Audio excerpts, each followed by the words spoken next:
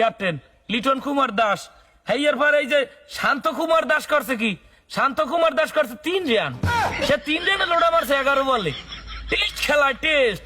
আর সাকিব আল হাসান সে allrounder, সেই 1 match ভালো না খেললে পরের ম্যাচ খেলবে না, সমস্যা নাই। কিন্তু এই কাজগুলা আমেরিকার খরগোশ ভাইবে, আমেরিকার কসম ভাইবে, হারা 2টা পেসার লই খেলতে নামছে।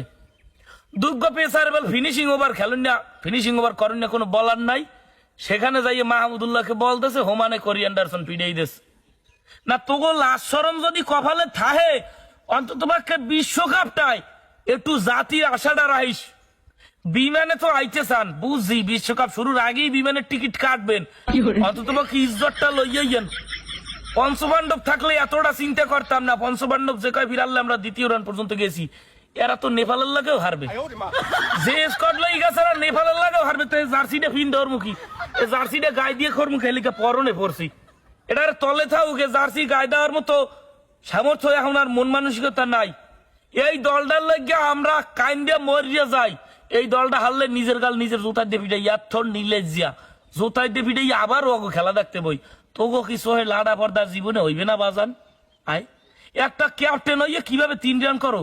আমেরিকার না একটা দলের লাগে, আমেরিকার বিশ্বের মধ্যে পরিচয় করাইতেছে আমাদের বাংলাদেশ।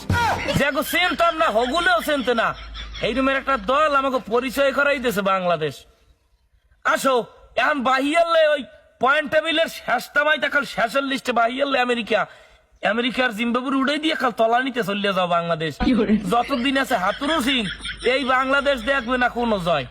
এই বাংলাদেশ দল ধ্বংস করে এবার হাতুরু সিং যাইবে, মনে রাখেন পাপন কাকু।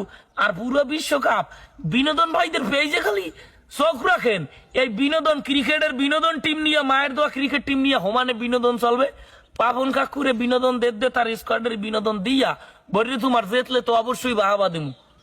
তো অতএব একটা কথাই কইছে এই বাজান, বাকি 2টা ম্যাচ আমেরিকার লগে আছে, অন্তত পক্ষে চোখটাই লাশ শরম না রাখো, 2টা ছায়া বেলা চোখটাই রাখতো।